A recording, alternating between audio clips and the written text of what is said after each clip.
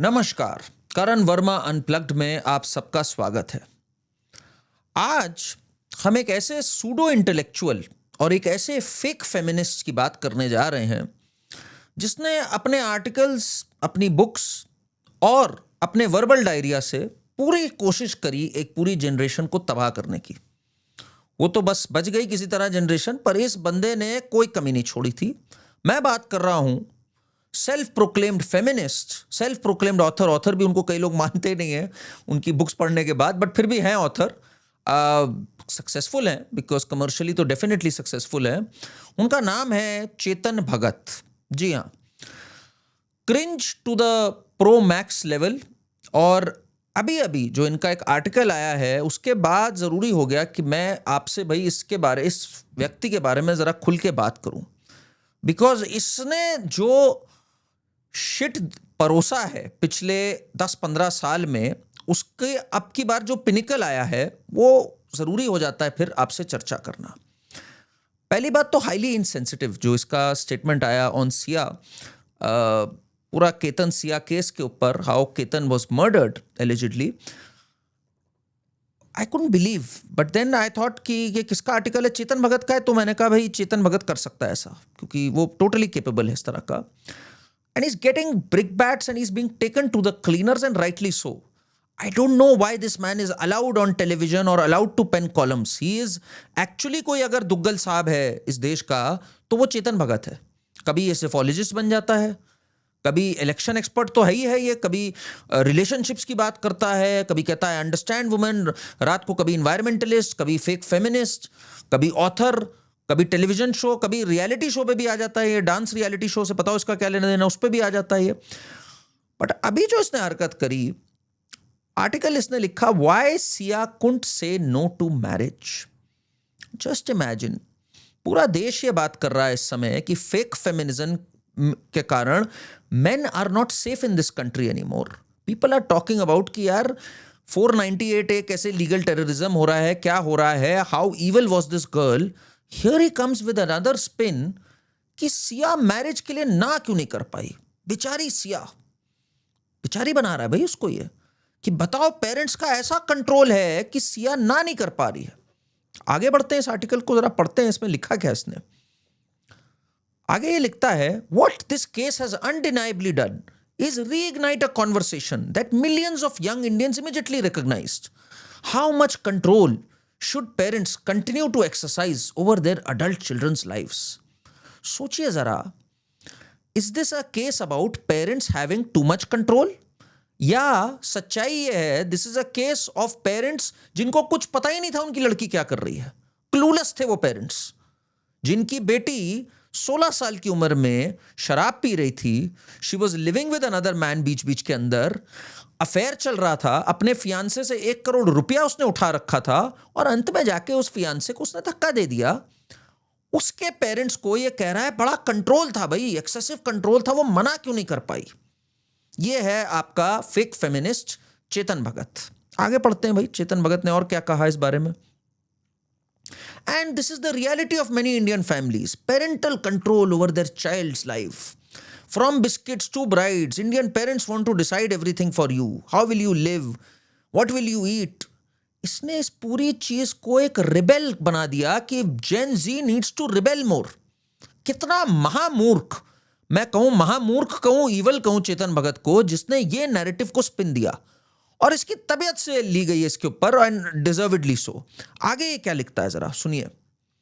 Social media is replete with statements from other girls expressing sympathy for Sia. Yes, an alleged murder. About the pressure she might have felt. Can you just imagine? बिल्कुल कुछ आए घटिया tweet. पहली बात तो I don't think Siya represents Gen Z. Gen Z is very धार्मिक, Gen Z is बहुत T टोटलर्स हैं जेनजी में, पिछले 3 पीढ़ियों को मिलाकर सबसे ज्यादा टी टोटलर्स हैं जेनजी के अंदर। भजन क्लबिंग, स्टार्टअप्स, जेनजी बहुत ही ज्यादा, मैं अगर कहूं तो इज वेरी पॉजिटिव। पहली बात तो Siya doesn't represent that, and those pathetic 3-4 feminist, so called feminist, जिन्होंने कहा कि सही किया सिया ने, they are a disgrace to society, they are a disgrace to womanhood. Chetan उसको जनरलाइज करके कह रहा है, ये कई लोग कह रहे हैं, millions are saying this, And he says it that we get it. Many progressive Gen Z girls. ये progressive है तुम्हारे हिसाब से या ये patheticness है? Sia could not tell her parents that she loved another man. Shobha Day ने भी यही लिखा है. Shobha Day also justified that sick woman and this sick man named Chetan Bhagat, they are like कि भाई बताओ parents का control ही इतना था, Gen Z क्या करे इसमें? आगे क्या लिखता है ये? First in this case, the Gen Z kids are the accused. If the accusations are indeed true, it is a problem. Eliminating a person instead of having the courage to stand up to your mom and dad is weak, lame and borderline evil. Borderline evil नहीं है चेतन भगत. This is grossiest evil. इससे ज्यादा घटिया, नीच, गिरा हुआ evil एक आदमी की जिंदगी ले लेना 26 वर्षीय की, इससे घटिया और नीच काम नहीं हो सकता. एंड इससे घटिया और नीच बात आप भी नहीं कर सकते थे जो आपने कर दी इस आर्टिकल के जरिए. It's shocking, ladies and gentlemen, that then this man says Gen Z needs to stand the hell up to these regressive practices at home. And he's almost asked Gen Z कि rebel करो अपने parents के against. मना करो उनको, बहुत सफर कर लिया हमने. ये आर्टिकल लिखकर बैठा हुआ है चेतन भगत. इसके बाद ये मतलब एक होता है कि भाई ये गलती करी, हमें शर्म आए.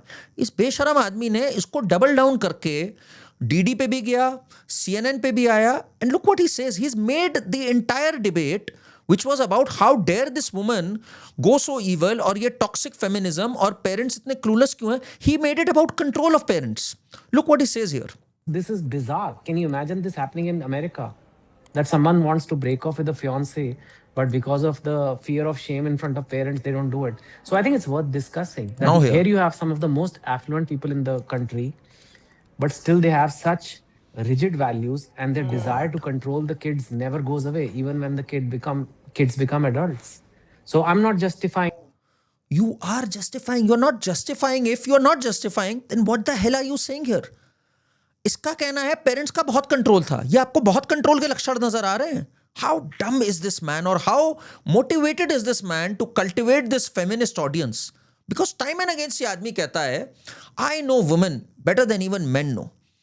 और क्या इसकी डेफिनेशन है ऑफ वुमेन, ये मैं आपको बताऊं. इसकी जो एक वो नॉवल थी हाफ गर्लफ्रेंड, पहली बात तो इज ऑब्सेस्ड, एक सॉफ्ट पॉर्न पेडलर है ये, उससे ज्यादा नहीं है कुछ भी. Obsessed, according to him empowering women means having multiple sex partners. उसकी अचीवमेंट्स, उसकी करियर ग्रोथ, उसकी पर्सनल ग्रोथ, वो कुछ नहीं है इसके लिए. इसके लिए वुमेन एम्पावरमेंट इज कि भाई अपने एक्स के साथ भी she is sleeping with someone else also. That is Chetan Bhagat's definition of women empowerment. Pick up any book of his. और वुमेन एम्पावरमेंट की आपको मैं डेफिनेशन बताता हूं इसकी. हाफ गर्लफ्रेंड में ये लिखता है देती है तो दे वरना कट ले. ये लैंग्वेज एक इंग्लिश नॉवेल में लिखी इसने, और ये इसके हिसाब से भाई वुमेन एम्पावरमेंट है. इसके हिसाब से women empowerment is the grossest and the graphic description of the private parts. And in One Indian Girl, he goes on to write कि कैसे she's been sleeping around with multiple partners, उनके साथ उसका क्या चल रहा था, एक्स आ जाता है उसके साथ, she does this. Give me a break. There is more to an Indian woman and an Indian girl than just sleeping around with multiple people. That is not who the Indian woman or the Indian girl is, Chetan Bhagat. आपको नहीं पता इनके बारे में. Chetan Bhagat has even made jokes on rapes. इसने एक statement कही थी कि who will now be held accountable for raping the rupee? The rupee is being raped. Why aren't its killers being put behind bars? It was such an insensitive tweet, and this came जब the unfortunate incident of Nirbhaya on 16th December, और फिर जब 2013 में मुंबई में rape हुआ था, उसके बाद चेतन भगत ने ये बात करी थी रेप एंड रूपी के बारे में. और इस आदमी को लोग फेमिनिस्ट मानते हैं और ये कहता है understand women better, and then he talks this rubbish. This dumb man, मतलब ईयर आफ्टर ईयर मैं इसकी नॉनसेंस देखता आ रहा हूं. और अगर कोई एक्चुअल में दुग्गल है तो दुग्गल साहब यही है. इसकी जरा डमनेस देखो आप, और हर चीज पे इसको बोलना होता है, आता हो ना आता हो. हमने वहां पे जाकर शिट करना है, वर्बल डायरिया की बीमारी है, तो हम तो बोलेंगे भाई, हमें कौन रोक सकता है. देखिए this man, it's not just the Ketan Siya case right now. इसने जब जब मुंह खोला है, he has actually spit out shit, and I'm not kidding. पहले तो जरा इस आदमी की IQ हम समझते हैं कैसी है. इसकी बातें जरा सुनिए. आप लोग राहुल गांधी को बोलते हैं, the author world or the writing world also has a Rahul Gandhi of their own, and that person's name is Chetan Bhagat. दोनों ही एक ही है. चैट जीपीटी का ट्रबल्ड चाइल्डहुड नहीं था, मेरा था। चैट जीपीटी को उसके पापा ने उस पर नहीं चिल्लाए, मेरे पापा चिल्लाए थे, राइट? चैट जीपीटी का दिल नहीं टूटा है, मेरा टूटा है। How can it compete with me? It can not compete. वो तो ये सिर्फ फेमिनिस्ट नहीं है, ये डम भी है काफ़ी। और डम के साथ साथ इसको किसी इशू की अंडरस्टैंडिंग नहीं है, फिर भी इसको हर इशू पे बात करनी है। जैसे कि इसने बहुत सारी हरकतें करी, इसने नच बलिए होस्ट किया है। सोचिए, डांसिंग और चेतन भगत का कितना स्ट्रांग कनेक्शन है, बचपन ही से नाच रहे हैं ये। सुनिए इन्होंने क्या बोला था। जी कैसे हुआ ये?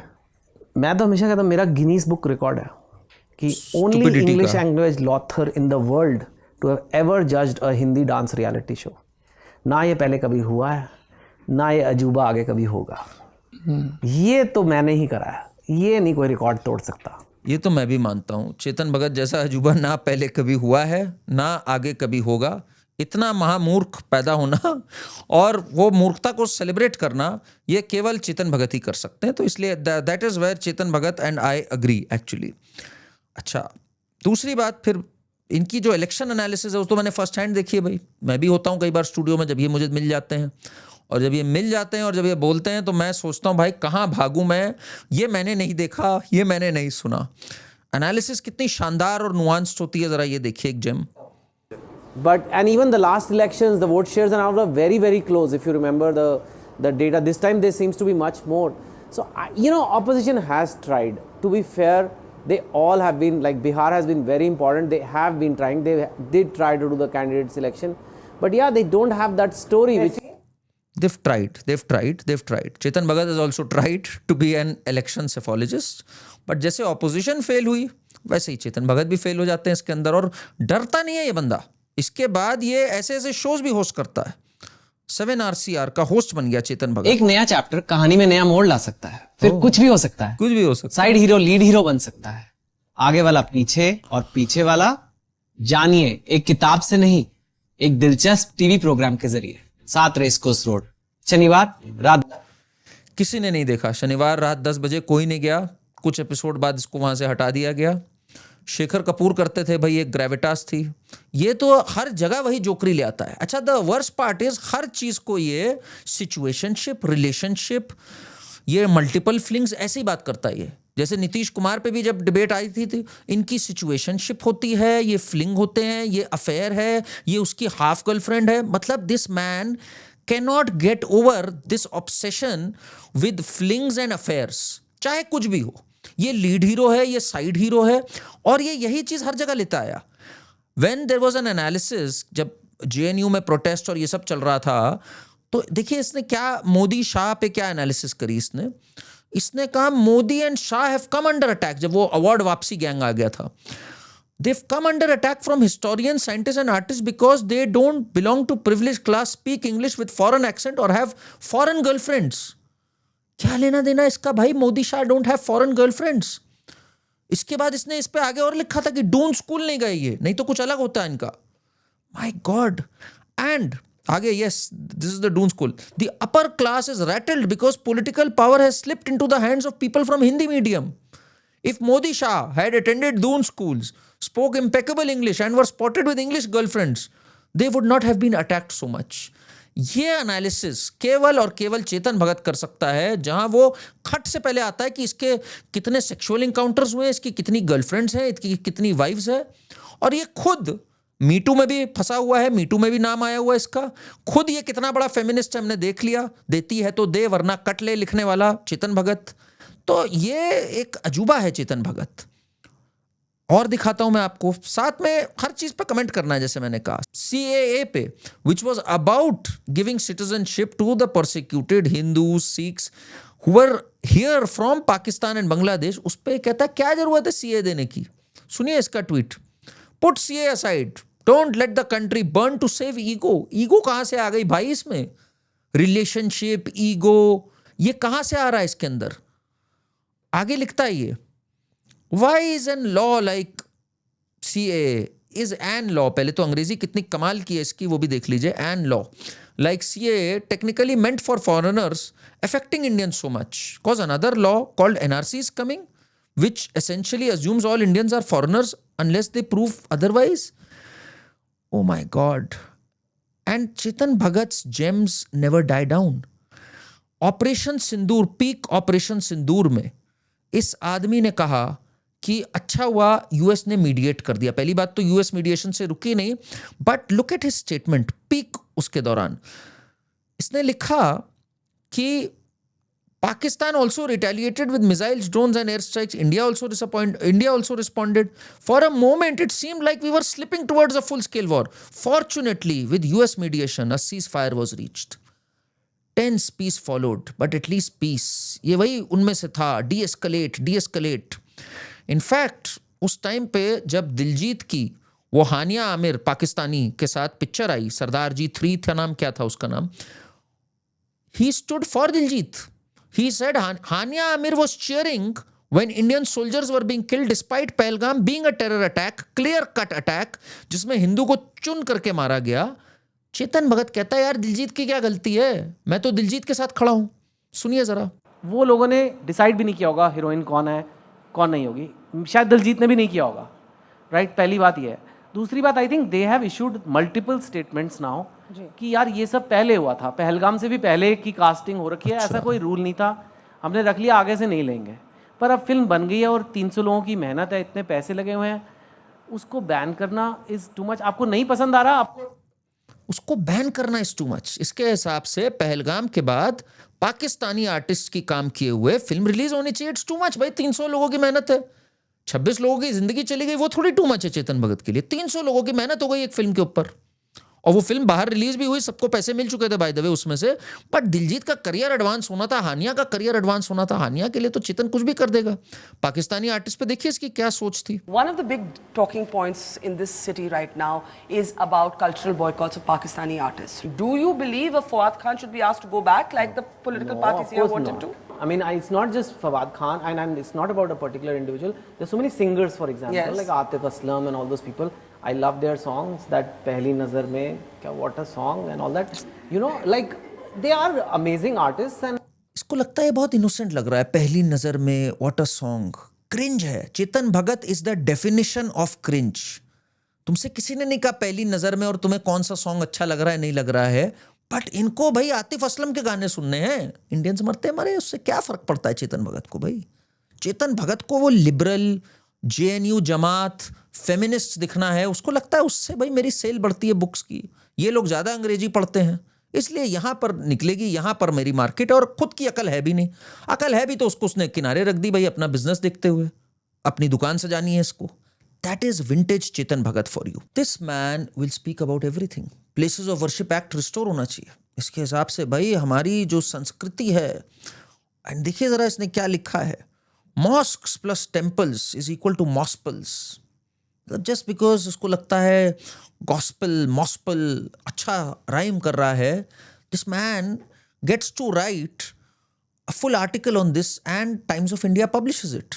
सोचिए जरा, प्री इंटरनेट एरा में ऐसे लोग को इंटेलेक्चुअल माना जाता था. ये हो गए अरुंधति रॉय, हो गए शोभा डे, हो गए. इन महामूर्खों को सेलिब्रेट किया जाता था बिकॉज गेट कीपर्स होते थे. भाई कोई भी आदमी यूट्यूब, और उस समय वो सब तो था नहीं कि आपने यूट्यूब पे सीधा एक प्लेटफॉर्म था आपके पास या एक आर्टिकल लिखने का प्लेटफॉर्म था. तब भाई कुछ ओपेड्स लिखने वाले चुनिंदा लोग होते थे. तो चेतन भगत इराक वॉर से लेके इंडिया की फॉरेन स्ट्रेटजी से लेके रुपी कैसे कंट्रोल करना है से लेके इलेक्शन और मॉस्क टेम्पल सब पे चेतन भगत ज्ञान देता था. तो चेतन भगत ने ये ज्ञान दिया. क्या जरूरत है भाई ज्ञानवापी की. मतलब सोचिए आप जरा. इसने, मैं पढ़ भी देता हूं इसमें कि इसका क्या मानना है. To quickly recap, he says, the Gyanvapi was built on a site that previously hosted a temple which was said to be destroyed. There was no democracy at that time. Mughal era TV experts could not critique the government. He trivializes everything. उस समय TV experts नहीं होते थे, उस समय इनके relationships नहीं होते थे. इसका कहना है भाई the 1991 status quo solution maintains peace, let's avoid controversy. तो क्या हुआ भाई, टेम्पल वेम्पल क्यों रिक्लेम करने तुम्हें. आगे ये क्या बोलता है जो कि एंड में है, which is so disturbing. He says why can't we have a hybrid solution. मैंने कहा चलो पढ़ते हैं भाई इसका hybrid solution. Another elegant and beautiful, we can have a hybrid monument, a mosque temple or a mospel. In Turkey, the Hagia Sophia is a church and mosque hybrid of sorts. पहली बात तो Dumbo Chetan Bhagat, the Hagia church नहीं है, वो mask ही है। बीच में museum थी, church होती थी टर्की में एंड किसी भी इस्लामिक रिपब्लिक में। अगर आप सोच रहे हो कि वो एक को एग्जिस्ट कर सकती है, ऐसा कतई नहीं कर सकती है। वो चर्च थी, उसको कैप्चर किया गया, म्यूजियम बनाया गया और बाद में उसको मॉस्क घोषित कर दिया 2020 में। एंड साथ में जहां वहां पर प्रे होती है, वहां पे सारे क्रिश्चियन मोज़ाइक्स और इन सबको ढक दिया जाता है। ऊपर के जगह पे म्यूजियम रखा है ताकि टूरिज्म भी आता रहे, but it is a mosque, that is what it is. इससे कहो जाकर ये जरा जो ज्ञान है ये किसी मस्जिद में दे कि भाई हनुमान चालीसा मस्जिद में भी होनी चाहिए। तब देखते हैं चेतन भगत को कितने लोग वहां पे बचाते हैं, क्या करते हैं। चेतन भगत से को जाकर ये ज्ञान जरूर दे। एंड देन ही सेज कि मॉस्पेल्स होना चाहिए, celebration of our conjoint past, may be that's true secularism. तो ये जो secular feminist anti CAA pro people of worship act Chetan Bhagat है, इसने काफी हानि और काफी क्षति पहुंचाई है भारतवर्ष में। अगर मैं ये कहूं कि एक पूरी पीढ़ी जो कि इंग्लिश बुक्स की ओर इतना इंट्रोड्यूस नहीं थी, उसने इसी की किताबें पढ़ पढ़ के काफ़ी चीज़ें सोचा कि हमें ज्ञान मिल रहा है, काफ़ी चीज़ों के प्रति वो जागरूक हुए। थैंक गॉड इंटरनेट की एक रेवोल्यूशन आई, डिजिटल क्रांति आई और डेटा थोड़ा चीप हुआ ताकि ऐसे चीपस्टर्स को बाहर का रास्ता मिल सके। आज चेतन भगत को खास कोई नहीं पूछता, बट अभी भी वो ऐसे इंटेलेक्चुअल फार्ट्स मारता रहता है। इन इंटेलेक्चुअल फार्ट्स को बस करना जरूरी हो जाता है बिकॉज अभी भी इसके सोशल मीडिया पे एक फॉलोइंग है, अभी भी चैनल्स फॉर सम रीजन इसको बुलाती हैं, अभी भी टाइम्स ऑफ इंडिया जैसा प्रेस्टिजियस पेपर इसको मौका देता है लिखने का। Which is why it becomes important to remember that people like Chetan Bhagat and Shobha De, they are a blot to the society. ये वही लोग हैं जो नक्सलाइट्स को कहते थे, अरुंधति रॉय के फेमस वर्ड्स थे, दे आर गांधीयंस विद गन्स, मतलब गांधीयन है बस गन्स है साथ में।